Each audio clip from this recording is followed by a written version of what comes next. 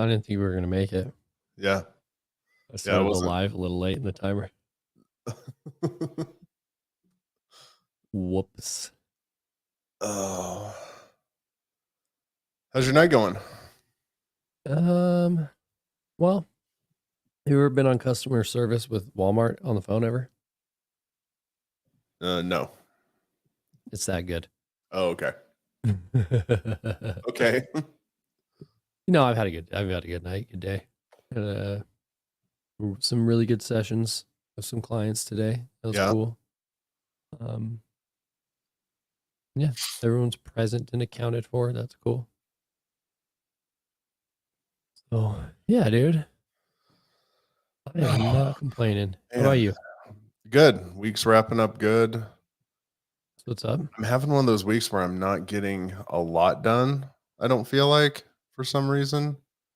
Like I don't feel accomplished every day.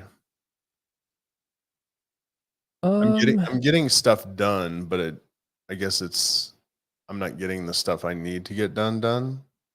I feel that. I feel it on a level. It's like busy work, feels like. I I am doing some different stuff, exercise and nutrition wise, Uh-huh. which has my routine really weird. And then this also has my routine pretty weird. And it Yeah. just everything just feels weird. Yeah. So I don't Yeah. know. I mean, it's not bad. None of it's bad. It's just it feels very different to not be in my routine. So Yeah, yeah, yeah, I get that. I started the new routine up at 4 a.m., going to the gym. It's good for you, man. it's Good good. for you. It's good. It's really good. I get to spend extra time with Melissa. We have a great time. It's getting into that new routine that's always, it's just a shock to your system. Yeah, habits, man. You got it all ingrained. You get up at a certain time, go to bed at a certain time, do a certain thing, and you're doing something different now. Yeah. So it's like, what? You got to be present all of a sudden. When before you could like autopilot some. So Yeah. Yeah. I've been there. It's almost like I was an addict at one point. Oh, You might know weird. some. Might know something about that. Oh, weird. Yeah. You might not. Speaking of, my name's Dillon Reed. I'm a professional recovery coach.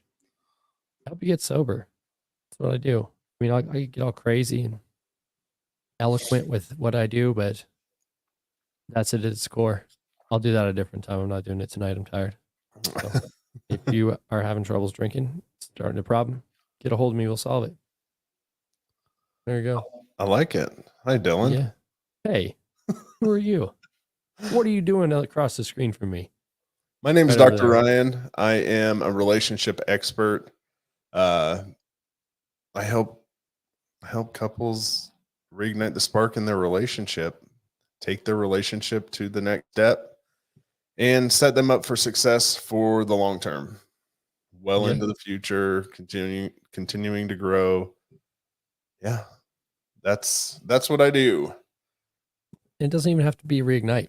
No, Like my relationship didn't suck and I just hanging out with this guy enough. My relationship's better.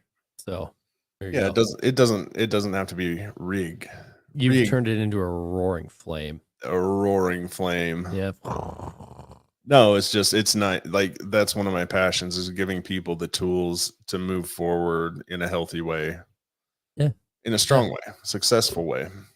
Have people that say thanks for you all the Yeah, time to me. where they actually Pass it on enjoy down. their relationship. Yeah. Yeah. Yeah. So yeah, together we make Dylan and the doc as a team. And we talk recovery and relationships for those of you that have never been on the show before, seen the show before. We take your questions if you got them, drop them in the comments. It's one of our favorite things to do. So that's why we're here. That's why we keep coming back all the time to do the thing, to work with you guys. So here you go. There it is.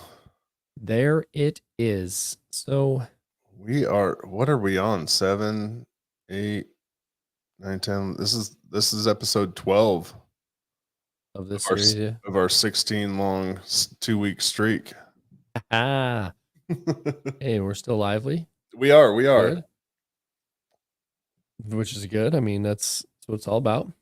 As long as Dr. Ryan doesn't eat the steak and vegetables. We're okay. Man, that sat like a brick. I was so tired. Oh man, pulling all that blood from your extremities to your stomach so it can do its job. Oh yeah. Put you to bed every time. Had a lighter meal tonight. It was Melissa made enchiladas. Oh, I mean, I'm It's jealous. it was really good. So yeah, guys, I think we're gonna get the show kicked off. If you do have some questions, like I said, drop them in the comments. Also, we love hearing where you're at, both geographically and metaphorically in your life. You know what's going on there. Yeah. So yeah, let us know. Give us some engagement. Let's hear what it's all about. Until then, though. Until then, what do you got? What do you got on your until plate over then, there? I thought we'd talk a little bit about comparison in the broadest sense. Is the thief of joy? It could be. It could be. Yeah, that's what I always hear. It could be a driver. It could be a motivator. And it could be a thief, I think. Yeah. Well, I think it's all mindset. It is It is all 100%. mindset. 100%. Yeah. Well, yeah, the reason I was bringing it up, I always have people come to me and they're comparing their relationship to other people's. They're comparing their relationship to, oh, my parents didn't do it that way. Oh, my friend's not doing it that way. Oh, my friend said to do this.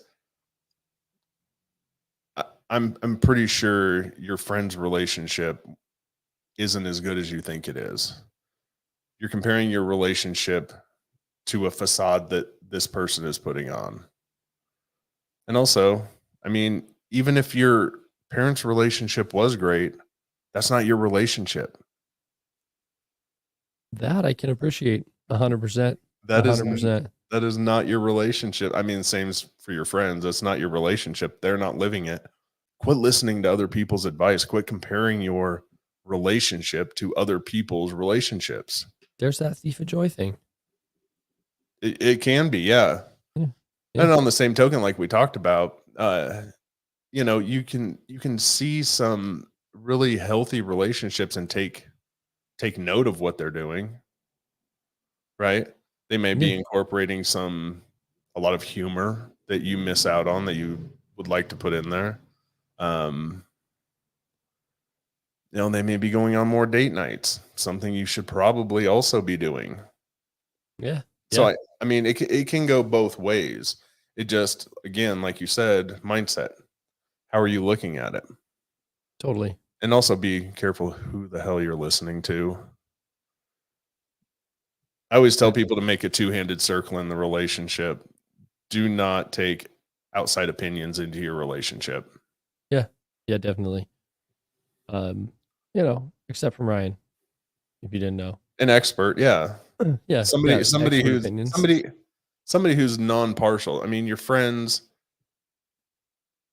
the thing is, they're not going to give you good advice. I'm sorry. They don't have to live it. Your friend's relationship is probably crappy and you're listening to them.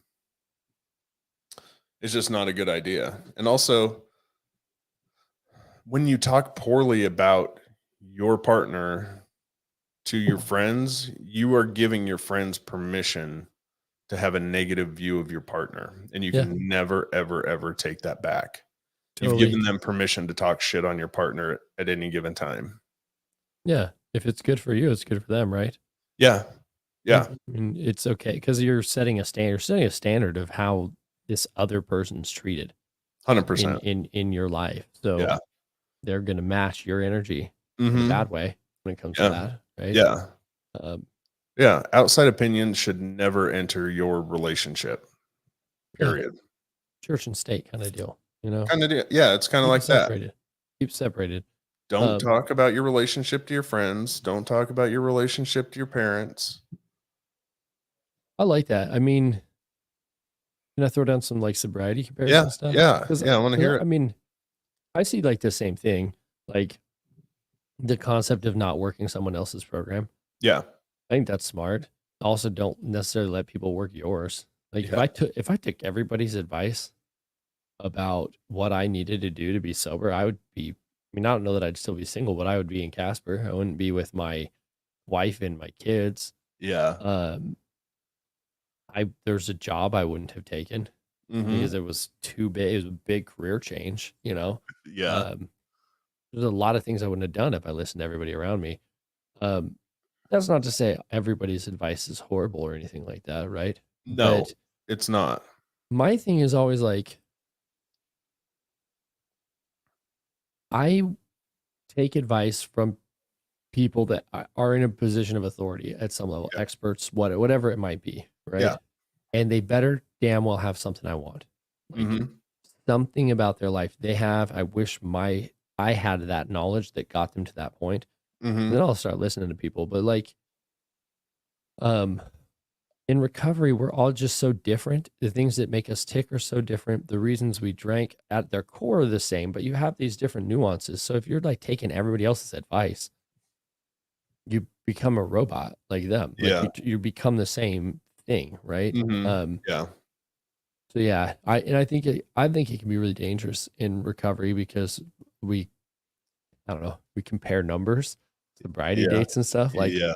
well, that guy's been sober for 20 years. He obviously knows a bunch of stuff. And it's like, or he's miserable and just hasn't drank in 20 years. You know, like that's not recovery I'm after. Like, it's cool that he's got a huge number. Like, good for him, good for his health, good for his family Yeah. and stuff. But if they don't have a lifestyle that I can like get behind, I don't want anything to do with it. Like, Oh, yeah, I like that. yeah, yeah, that's my thing. Yeah. Um, And you brought up a good point there. Like, if somebody has something you want in a relationship or in sobriety, I'm speaking relationship there. Like, if somebody has something in their relationship you really admire, by all means, ask them about it. But you don't have to say, "Hey, um, I don't know, how are you guys coming up with the time to go on dates all the time?" You don't have to say, because like we're in a rut, we haven't been on a date in 6 months. He's been busy, blah, blah, blah. She's doing this. It's just, hey, we'd like to incorporate some of that into our relationship. yeah, yeah, yeah, You don't have to give the negative stuff out. yeah, yeah. And I same with get that. sobriety. Like, what's the good stuff? You don't have to say, I'm struggling with this. All you gotta say is, dude, you're doing some cool stuff there. What do you got going on? It's one of the first things when somebody asked me, um, not when somebody asked me, when somebody, because people will drop their sobriety length or date on a post that I have that has nothing to do with it. It Mm-hmm. has nothing to do with it, but it's a thing people are proud of. And I'm for that. I'm not unsupportive of that. I was asking like, what, what have you, like, what great things have come into your life since you got sober? Yeah. Like, what triumphs have you had? You know, because Yeah. hey, what went well? You know, and Mm-hmm. sometimes, hey, what challenges did you face? Because it's a learning opportunity for some people. You know, like they're not necessarily going to tell you how to fix it. They're like, hey, I ran into this hurdle. Yeah. So then somebody can open an eye and go, wait a second. If I see that, then maybe I need to kind of like open my eyes. You know, Yeah. um, Yeah. yeah, yeah, Yeah. I'm into it. It's all opportunity, right? But Yeah,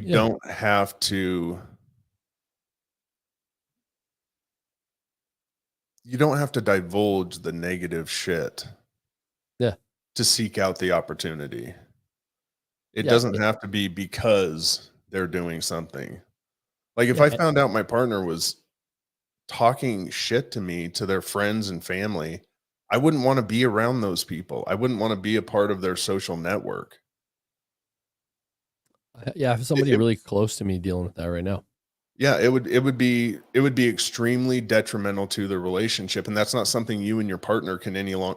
The thing is, that's no longer something you and your partner can work on. It's outside both your control. Yeah, yeah. I had a relationship in my in like late Mhm. teens, I think. Yeah. Um, went kaput because there was like some family drama that went down, and it was like, yeah, we're never gonna have a Thanksgiving dinner. Like Yeah. that's never gonna like that's not a thing now, you know. So it Yeah. was like I kind of got to learn that lesson like the hard way, but it stuck. It's like, well, you can't, like, you're allowed to have squabbles with your spouse, but like, Yeah. you don't need to go like running to everyone in your family and talk about how, there's something wrong with them, because No. then it's weird. Yeah. Everyone at the table's like, oh, that monster's here, Oh, Uh, yeah. yeah, Tensions are high. People start hating each other. It's no longer a family. You've tore the family apart simply by bringing people in the middle who don't belong in the middle. yeah, totally. Yeah, it's not their relationship. They're not working it right. Yeah. Yeah. Just like programs. You don't work my program, Yeah. you know? Like, Yeah. geez. Step up and take care of your shit. Yeah. Yeah, I want real quick shout out. What's up, Chancellor? What's up, Jess? What's up, Doug? We meet again. We- Doug, I'm curious if you would at some point today let us know how the weaning's been going. I remember last time we were on, you had said you had cut it back from 6 beers to 4. So I just want to know how things are going for you on your end. So Are we if down you to get a 3? moment, or I mean, still 4 is a victory at this point, right? Yeah. It's still less. But I want to hear what it's about. If you're comfortable sharing, of course. Um, so yeah. Well, so I don't know. Do we? I don't think we. I don't have anything more to add to comparison. No, I For the think most part. but I think still on 4. Nice work, Hey, man. nice work. That's good, man. I mean, I guess the only thing we could do, if you want, we didn't talk much about it being a potential motivating force. Do you want to talk about that at all? Yeah. Yeah. We can talk about it being a motivating force. Yeah, because I mean, it, well, go ahead. I kind of want to hear the sobriety motivating force. sure, man. So, if we look about us, most of the people that have, like, for me, I'm Mhm. saying for Yeah. me, okay, I'm talking from my perspective. Most of the people that I held as role models were sober the whole damn time, and like, I didn't think about that as being a part of the equation. Yeah. Successful people in my circle. Yeah. Um, it wasn't a thing I thought about Mhm. until I got sober. Interestingly enough, Yeah. and then to look back, it's like, so then I began to compare myself to those people, right? Wanting Uh-huh. to emulate some of those qualities. And the other thing too is like, there is this catch 22 about sobriety lengths and those dates. Okay. Like, I want that. Like, Yeah. I remember being in a meeting at one point, and they're like called birthday meetings once a month. Mhm. And for those of you that aren't in the know, what you would do is there'd be like, for that whole entire month, they would say, oh, this person's been sober this long, this person's been sober this long. And they'd always have a keynote speaker. Not always somebody with a lot of sobriety, but Yeah. usually somebody with a lot of sobriety, and usually somebody pretty well respected in the community there. Mhm. And I remember there was this lady that had been sober for like 30 years. Crazy ass story. Like, she takes you through what she went through and how she is now and all that stuff. And I'm just sitting there like, I'm not even at 30 days at this point in my life, And I'm like, 30 years? Are Yeah. you kidding me, Yeah. And I start thinking, I'm like, okay, I'm like 32 at the time. Like, if I get like 100, I get like 70 years. Yeah. So that wasn't too bad. I mean, that wasn't a bad comparison. That it like motivates me to like want to have a ton of sobriety time. That's not the worst thing in the world. Um, that would be one way. I think a comparison can be useful, but it's so personal. Yeah. It is so personal to the individual. Like, are you intrinsically motivated or extrinsically motivated? Yeah. If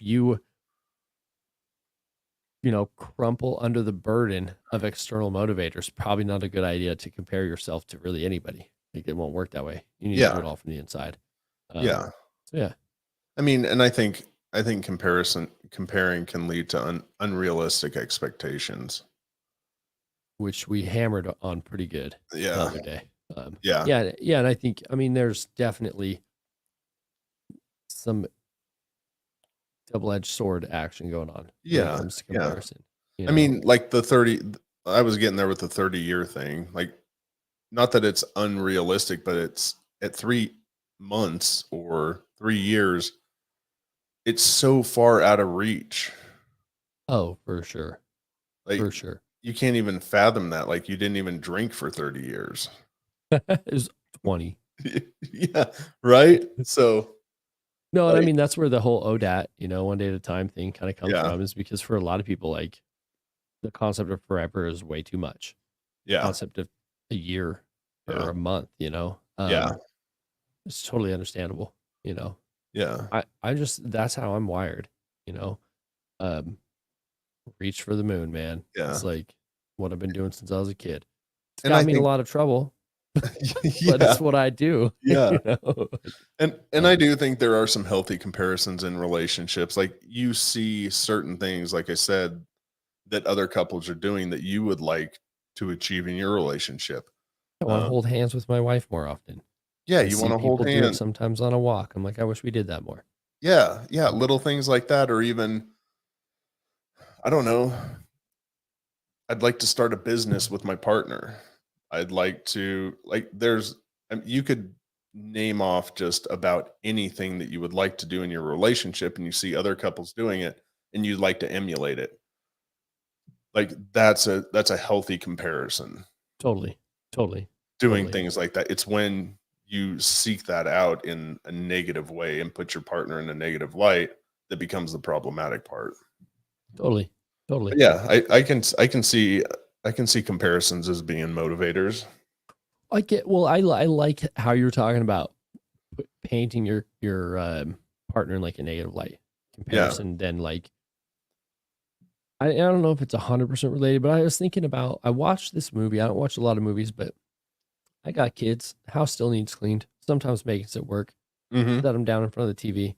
Yeah. Um, we were watching this movie, and there's this guy that was talking about like he was going through a divorce, and he was talking about how he realized he like wasted his whole marriage wishing that his wife wore like nicer underwear or went to the gym more often or did all these different things because he's seeing these things in other people, Yeah. comparing them to those people. And like as I was like watching that, I was just like, I've been that guy. I've 100. And that's just me being brutally honest. I've 100% been that guy with like a girlfriend, wishing she was more than what she was. Mhm. Yeah. Totally inappropriate and wrong. Like there's boundaries. Like I mean, if they're like really unhealthy overweight, it's probably okay to have a conversation about something like that. But like that wasn't my situation, right? Yeah. Just wishing they were different. Well, that's when comparison is painting your partner in a negative light. Yeah. In I'm thinking, uh, Mhm. so that should be avoided. Like you're with them for a reason. Yeah. Like it's just really it's strange we do this thing where we love novelty or whatever. So well, I'm tired of vanilla ice cream. Like, get out of here, dude. It's like the best ice cream in the room. Every room you go into, you just can't see it anymore Yeah. because you've been hanging out with it for too long, right? And there's So also there's the other side of that. Like, some people compare their partner to what were initially attracted to in their partner, right? That guy may have initially been attracted to his partner because she was going to the gym, she was staying fit, she was eating healthy. Like, those are the things. right. And I just did a video on it. Like, if you want to keep the spice alive and you want longevity in your relationship, you better stay attractive to your partner. Yeah. Yeah. Like, Yeah. it's just kind of the basis of it. Yeah. That's Don't fair. don't let yourself go. Is Yeah. is is kind of I mean, it's a harsh reality is what it is. Well, yeah, and it's what we've talked about that previously about how I'm not in love with you anymore thing. Yeah. I love you, but I'm not in love with you. That's like Yeah. a prime one of the Yeah. prime reasons that kind of thing happens, Yeah. like I don't know. You don't do it for me anymore. They did though, which means they could again if they took care of themselves, And a right? lot of it is just a lack of self-care. Like, you just give up on yourself, and that's not an attractive thing. Yeah. When Yeah, we someone gives up on themselves and they just, it's whatever. It's pajamas all day. It's not taking care of you got beef. themselves. You Yeah, got beef. yeah, it's It's wearing muscle shirts to a podcast. Just said, dude, if you can't handle me in my Tiger King, you don't deserve me in my tuxedo, okay? Like, get out of here. Yeah. That's just it, dude. No, but it is just not taking pride in yourself. Yeah. Yeah, I'm with it, dude. Um, so That that transitions pretty well into something you were wanting to talk about. we talked about maybe wanting to talk about some perfectionism Yeah. because that's like exactly what comparison can be like, It can. right? It can. It It sure can can. be. It can. Like, not only do they hold hands while they walk, he drives a Maserati. I Yeah. want to be that guy, you know? I will stop at nothing until I have my Mercedes G-Wagon. So yeah, no, It makes it the perfectionism when combined with comparison to me makes people feel inadequate. on the daily, Yeah. on the daily social comparison. We talked about that on the dopamine episode about how we do with social media all the time. It is super destructive. Like, all of our ads that we are shown have perfect bodies, perfect symmetry. They're fit. They have nice clothes, Yeah. nice smiles, all those things. And then we have to go look in the mirror at ourselves. And then Yeah. we don't always look like that, right? So then we aspire for greatness that likely, let's be honest here, is unattainable because that's also been photoshopped at some point during, Yeah. during Yeah. the whole thing. So, yeah. So what else what do you think? Like, I want to hear, because I mean, dude, I have plenty to hammer on, I think, about sobriety, imperfection. But I mean, yeah. No relationship is perfect, is kind of what it comes down to. They all take work. I've seen a couple, dude. Yeah. They're on channel 44, which was Disney when I was a kid. They were all over that. Oh yeah, those are perfect relationships. They're they're Not, they're outwardly perfect. oh yeah. Oh yeah. Behind No, closed doors, they're a hot mess. well, I think like I love that. I don't I mean, what would that even look like? Like, I feel like for me anyways, my life requires a certain level of conflict or else it's not peaceful. I know that may sound like strange, but I'm not saying I have to fight with my wife every day, right? No, But no, no, like, no. it without pressure on me, I am not motivated to grow. Like, Yeah. I am not, if my wife was happy with me all the time, I would be sitting on the couch playing Halo, eating Doritos, and gaining weight. Like, that's just a reality. Like, I Yeah. need it to not be perfect all the time, or what do I strive for? Well, and I think people believe a relationship is perfect when it is void of conflict, like you're saying.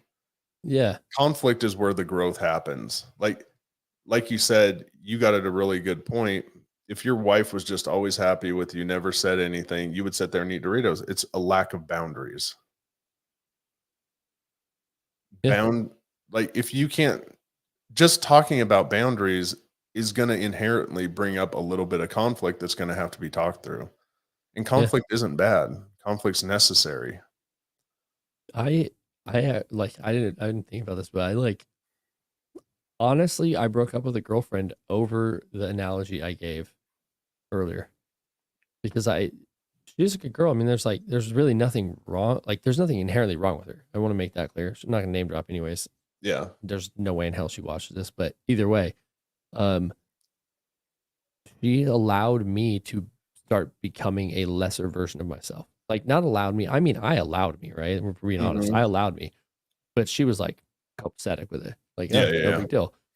And after like, I don't know, letting myself go and there not being consequences for it, I kind of like looked around and was like, what does this look like 10 years from now? Like I was Yeah. like, I don't know. And I was young and naive. I mean, that there should Mhm. have been a conversation had at that Yeah. point. Like, hey, Yeah. babe, it's cool. You've been letting me just really veg out, but I'm actually vegging out because I'm depressed, just so you Mhm. know. So in Yeah. the future, if you see this going on, there's something going on and you need to call me on it.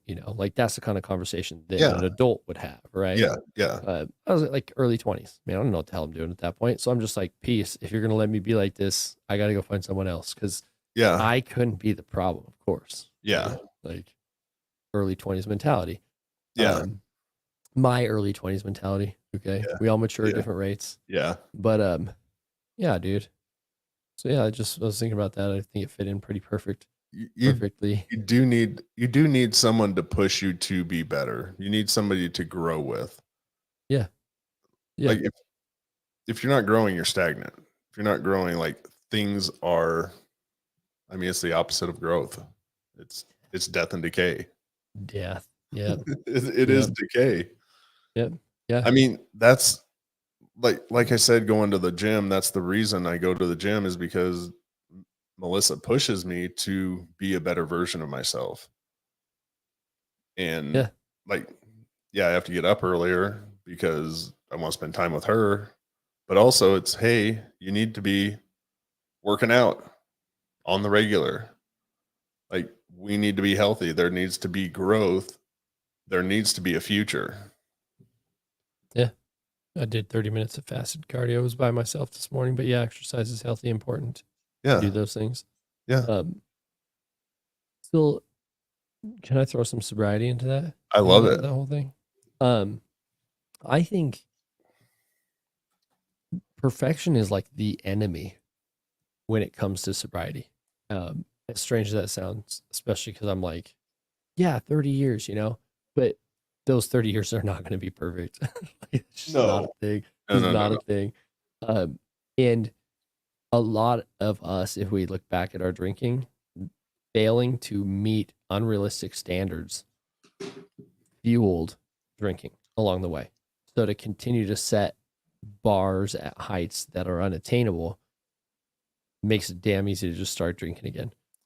We talked a little bit about it the other day with like, it's this house of cards. If I'm going to quit smoking, I'm going to do this, I'm going to do that, I'm going to do that. Like Yeah. one thing doesn't work, you just knock all of it over. You just go to the bar, right? Hmm.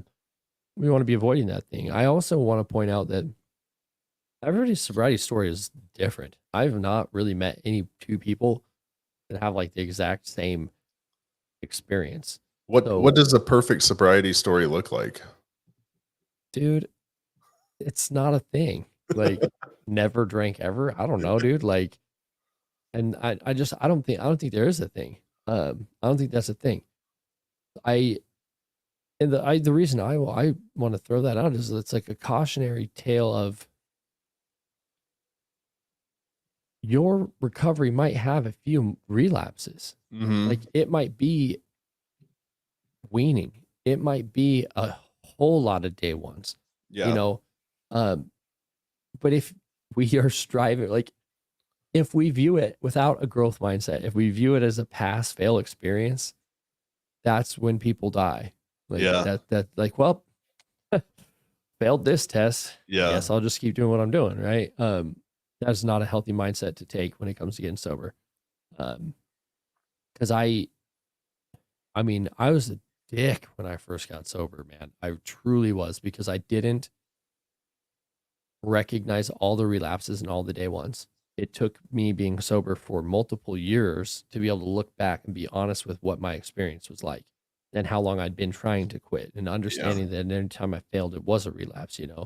Um, so almost fortunately, I didn't recognize it at that point because maybe that's why some people go to rehab 100 million times is because they get that notion put in their head of it being some sort of failure. And then they just keep failing and going back to class over and over again because Yeah. I don't know. I mean, it's like a treadmill. Sounds not like fun to me. Um, so yeah, I mean, It's just like not learning from their mistakes, just continuing to do the same thing over and over again. yeah, dude. That I kind of thing. mean, totally. The other thing too is like they don't, yeah, they're not trying to learn from the mistake. They see it as there is not, it's the whole growth versus fixed mindset. Thinking like I went to rehab, now I have, or detox, whatever sort of treatment thing there was, right? Rehab's just a really good example because the success rate is not super duper high for Yeah. what people pay. Yeah. And also there's some statistic, something like 17 times people, like that's the average number of people, the Yo, average number of people go to rehab. It's insane. And it's higher for women than it is for men. I don't know why those statistics are damn. so, um, I'll actually bring the numbers. At some point. But yeah, it's high. It's insane. Like when I heard that, I was like, "Are you kidding me?" Like rehab's like 10 to 30 to 50 to 250 to $500,000, depending on how much cash flow you have and how Yeah. fancy you need, right? Yeah. So to think about somebody going like in this dude's head more than like once or twice is getting a little insane. Like, dude, that's a car, right? That's a Yeah. car. Yeah. Um, so yeah, I just they have a very fixed mindset about it where they either do or do not. They either did learn the tools and they've applied them or they have not. So then when they go out, they relapse. A lot of it is, I'm sure, also motivated by social pressures. I mean, I can't speak on that Yeah. entirely. I can say Yeah. I've observed that, Yeah. right? It's like, grandma sends you to rehab, your parents send you to rehab, these people send you to rehab. You get out, you do okay for a little while, you relapse. And instead of like grabbing your handy dandy tool belt real quick and busting some tools out, you say, screw it, really set your life on fire again. And then those same people Yeah. fund another trip to go learn some more. Oh, they'll get it figured out this time. Um, I don't know. I still have conflicted thoughts on that whole concept because sometimes it feels like we as a society just like dispose of those people. Yeah. Like, not my problem for the next month. Don't have to worry about you. Like, whatever. I can't speak to everybody, right? But yeah, so that's some of my thoughts on perfection in sobriety. Man, on the rehab thing, like I remember when I went through it 20 years ago, it seemed like maybe, I mean, you can read through people's BS pretty Oh yeah. easily. And it seemed like maybe out of the 25 of us that were there was maybe one or two who were actually there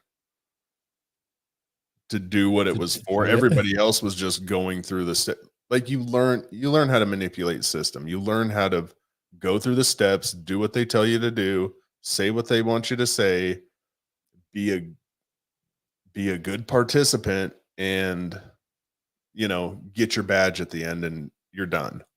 Yeah, your parents are happy, court's happy, whatever Yeah, yeah. whatever motivated you besides yourself to be there. Not motivated, obligated, forced you to be there. Obligated, yeah. Um, they're I happy think for a I think while. that plays a I think that plays a large role is the culture around that. So um The that's like the the rehab culture to me seems sick in and of itself. dude, there were one of my times through, like there were people that were like drug seeking in it, Yeah. like through because there's like benzos. I mean, Mhm. Librium, what's the next step up is like a Dilaudid, I believe. But it's like they're like seeking getting high from something else Yeah. while they're there. Um, and then, whole groups of them go relapse together when they get like a day out on the weekend or get out, and then Yeah. they've all connected. Like, unfortunately, it's like that concept that like the penal system makes criminals smarter criminals because they're hanging out with other criminals. Like, Mhm. that's not always true. It's not always an iron sharpens iron kind of concept, right? I want to make that clear. Generalization. Same with rehab. Um, yeah, it's a bummer when that stuff But I would happens. say it happens more often than not.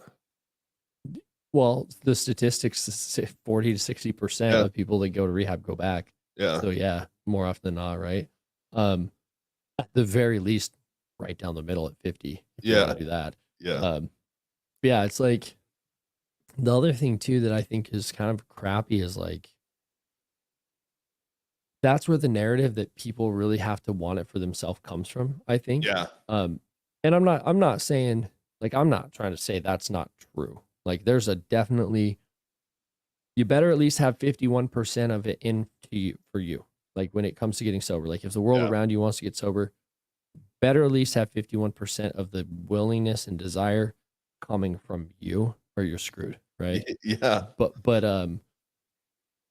man, when the only reason you're in rehab is because jail was over your head, doesn't really like that's usually problematic. Um, I was in rehab with a dude that was like preemptively in rehab to avoid potential legal consequences in the future, Yeah. you know, and it worked, right? That dude's still sober. That's cool. Another dude was doing the same thing. That dude is not sober, you know, Yeah. but it's like there's different motivators, but really when it comes to getting sober, court ordered recovery is not a thing. I've been on paper. I was never like about to go to like prison or anything, but I've been on Yeah. paper multiple times throughout my life.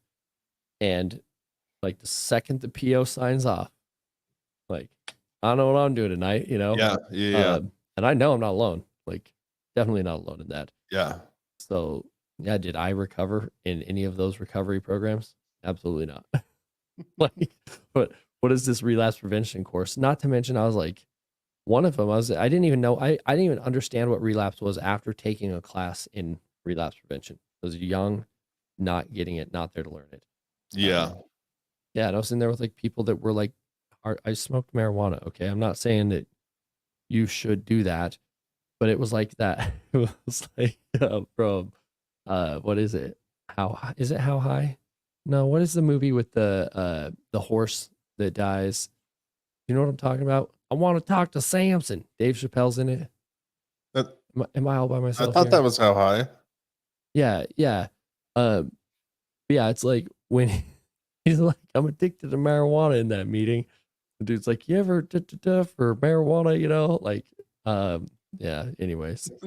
If you know what I'm talking about, you know what I'm talking about. But yeah, it's just like half baked. There we go, Oh, there Scott. it is. Thank you.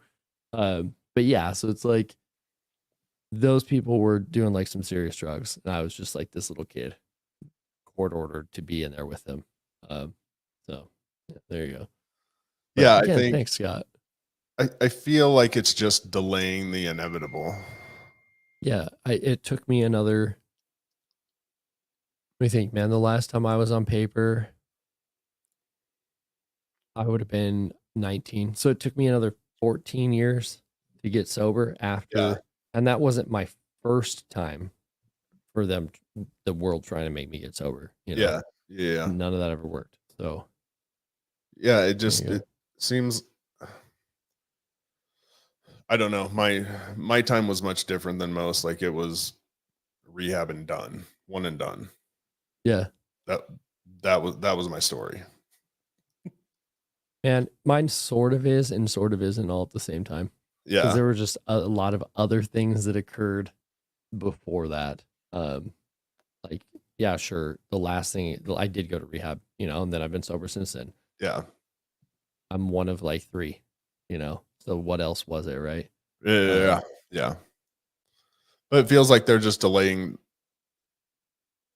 It's like putting a pin in life until I can get until I can get through this, and then I'll pick that pin back up. But on the other side, man, I feel like it's an extreme form of procrastination. To me, well, it like, feels like like, like you're just wasting time. Like so, when you procrastinate, you're doing something like you have your eye on this prize, right? yeah, Something you should be doing, and you will do everything else. Like I remember writing my dissertation. I would do I need to polish my trophies. my house was spotless. The floors needed mopped. I needed to do dishes, needed to do laundry. Oh, I better pull the stove out and clean behind the stove. Like, who pulls Dude, their stove out? Nobody.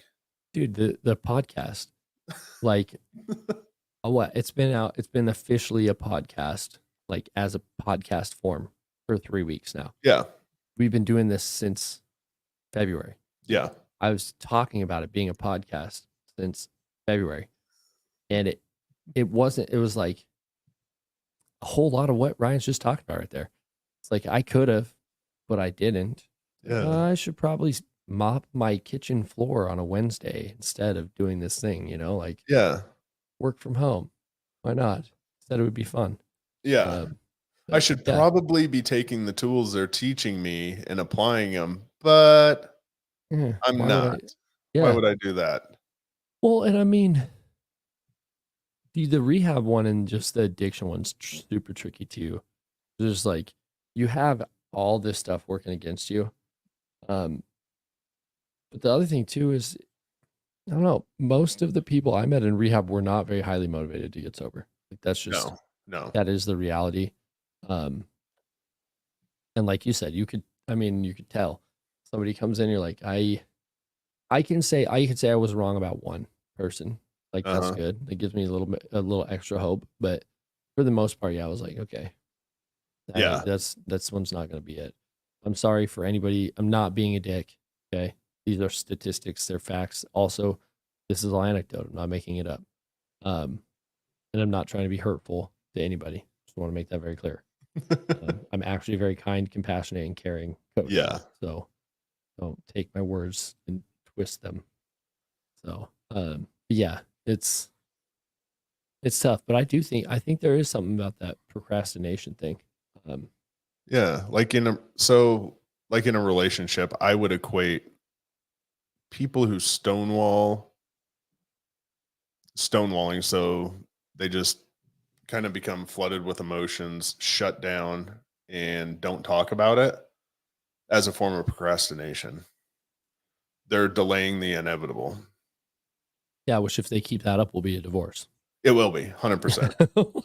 It will turn into a divorce. Like they're procrastinating on talking, which is accelerating their road to divorce. It's like there's like a progression of the road. I'm sure you could speak on this way better because I think you have a chapter in a book or something about relationship dissolution. I do. But I feel like there's a kind of a chartable road that you can kind of put up on the wall about where it's going. Yeah. And maybe it starts with communication It and then just gets worse from there. it always starts with communication. Yeah, I've said that. It's like you like, and I don't know. You correct me all you want to because I'm gonna mess this up because this is just me observing. But it's like communication goes away, then your intimacy goes away, like on every level, Yeah. support, physical intimacy, all those things. Yep. Then they're sleeping in 2 different beds, and then like Yeah. there you go. It's one thing after the other. I mean, there's so many different ways to skin that cat. Um, I heard the term stonewalling. Thank you for clearing what it. Yeah, Bray, stonewalling is it. It's typically by men. 84% of men I almost, stonewall. I almost said that when you said people are stonewalling. I almost said, you mean guys? It's You mean guys. guys are stonewalling? Like, does he mean guys? I think he means It's guys. guys. It's guys. They Yeah. because guys become. It's called emotional flooding. They become Oh, flooded by wow. emotions, shut down, and just walk away from the situation and don't deal with it, which is super damaging. That's kind of an overwhelm we didn't talk about a whole lot What's previously. I don't what's want to that? go back to it, but dudes, we were talking about overwhelm in relationships. Mhm. And it's like 84% of dudes are just overwhelmed if you bring up anything that emotionally perturbs them. They're like, I'm done Be- talking to you. They don't know how to talk about it. Yeah. Yeah. They don't want to deal with the conflict. They don't want to deal with the backlash when in reality, and any of my guys in my program, once I can get them to realize that this isn't an attack, this isn't something you should be afraid of. Like once you address it and address it correctly, you're gonna you're going to grow from it. Like it's not going to just show back up again. Yeah. Yeah. But if you do just stuff that emotion away, it's going to show up. Plus, every other thing you've stuffed is going to show up. Yeah. If you can't learn to sit with your emotions, you're going to have a bad time because they don't go away. But you also have to be able to control your emotion. Like, I'm a huge proponent of not, especially men, not raising your voice in the house. You just do not raise your voice in the relationship. You should have control over your emotions, but you should also be able to speak your emotion, talk about what they are. You should understand what they are within the confines of your relationship. I'm too emotional, I have no filter, especially after consumption. Yeah, Dude, I can. that's what paved the road to my almost divorce. So I'm right there with you, buddy. Excuse me. Yeah, I was 100% that. Like drinking a bottle of whiskey, listening to like some 80s power ballad hair metal that's just sad as hell. Want my girl back. Like, come on. Oh shit. It was great, dude. It was great. I mean, And, we've all been there. yeah, dude, come on. You You can't know, you can't lie. I didn't do it in my teens. I waited till I was in my 30s. Okay, leave me alone. Yeah, it's a late bloomer. Okay, come on, dude. So yeah, I mean, and like you said, so I pulled up this. So communication problem is the most common factor leading to divorce, 65%. This is the crazy part because it's also communication. It's closely followed by couples' inability to resolve issues at 43%. So So like so much is tied up in communication.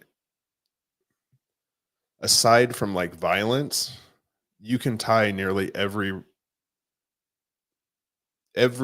I would say the majority of divorces back to a communication problem. yeah, well, yeah, at least especially in the beginning. Yeah. You know, I'm Whether not it going to bridge what too far and like, well, maybe you could avoid the violence if you talked. Like, no, some people suck, yeah, no, but yeah.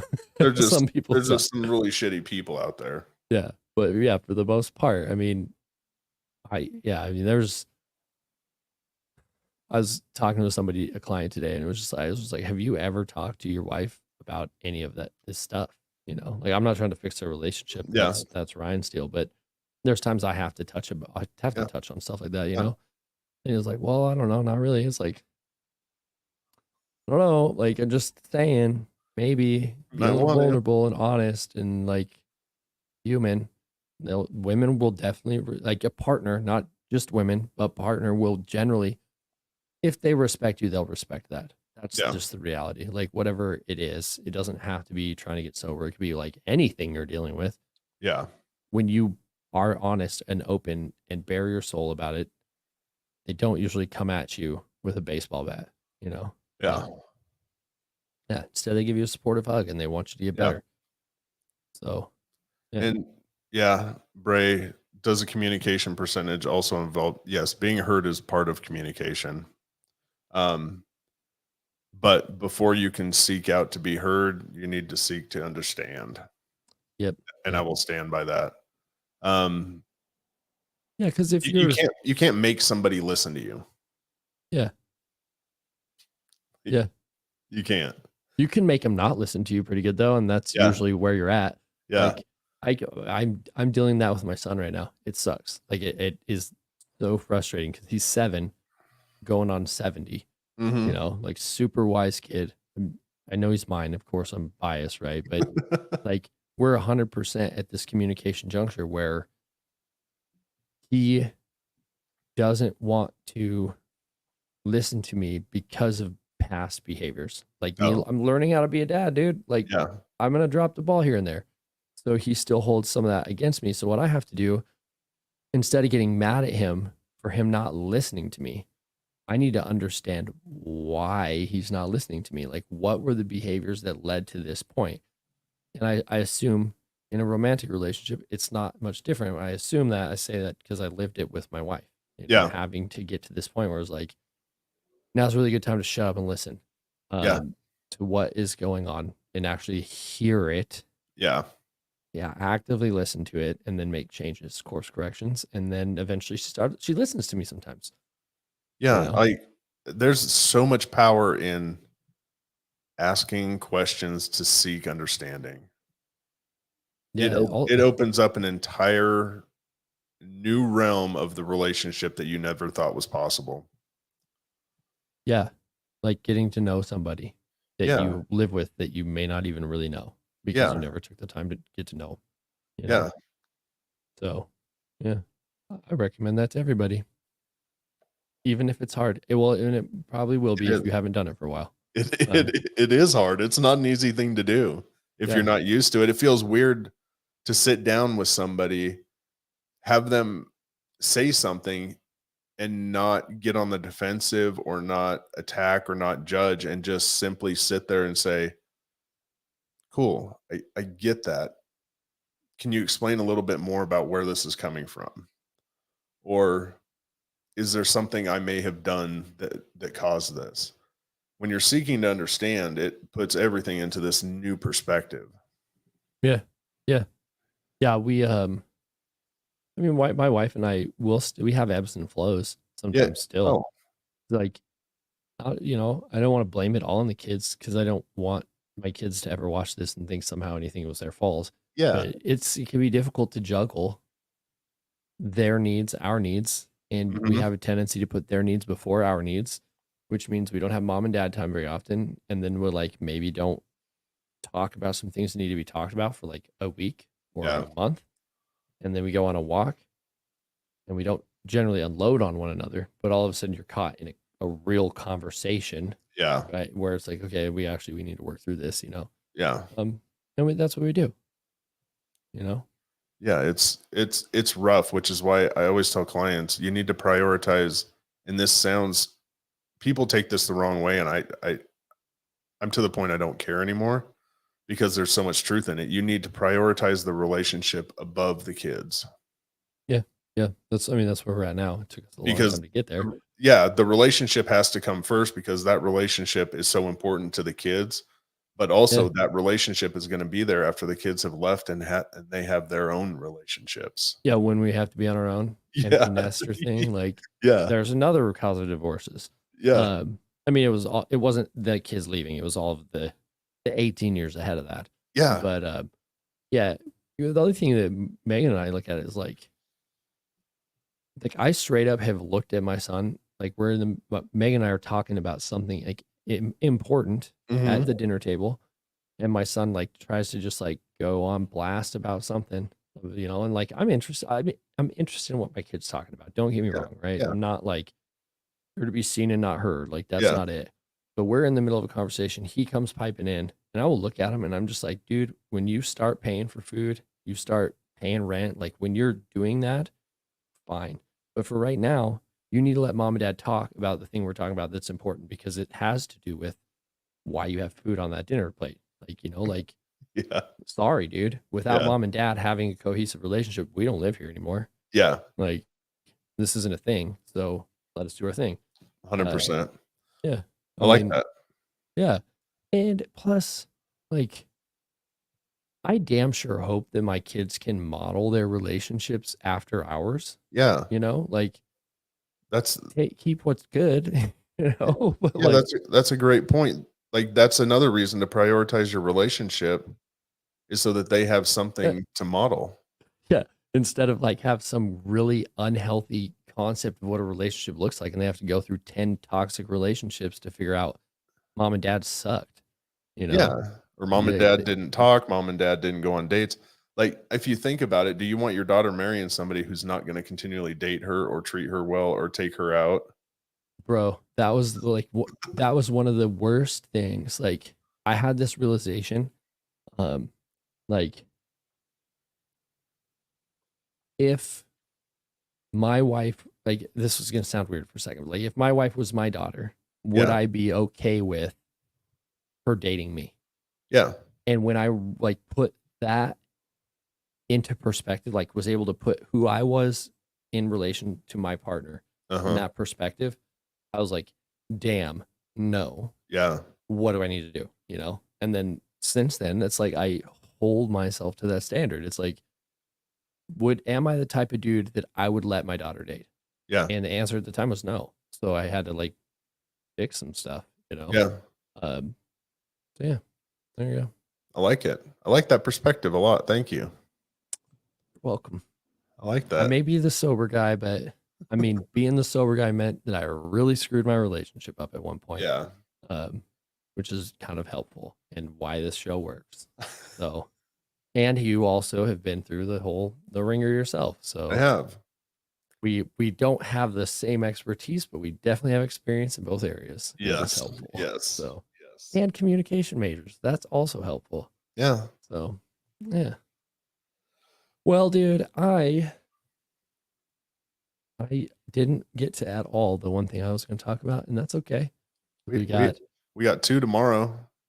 We do, and like I don't see the show going anywhere anytime soon, folks. So, No. I'll circle back. Promise you. I do want to get out of here though. For you, you got to get up at 4. Yep. Want to get up at 4. Get to Yes. get up at 4. Both. Yeah, all those things, and I get to get up at 5, and I don't have cardio tomorrow. So Nice. yeah, kind of stoked because cardio days turn into like 2 hours. So I don't want to do that again today. Tomorrow I did that today. So all right, folks, we'll catch you later. Want to just thank everybody for being here. Scott, Bray, and who else do we got? What do we got? We got Doug.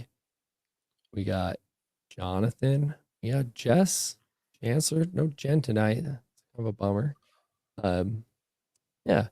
So I just wanted to add on the end here for anybody in the audience. I know we've never said this, but Dillon and I do answer our own DMs. And if you're struggling in your relationship or your sobriety, feel free to hit us in the DMs and talk to us there. Like, you don't have to wait for us to come on air. You can always jump on and talk to us in real time.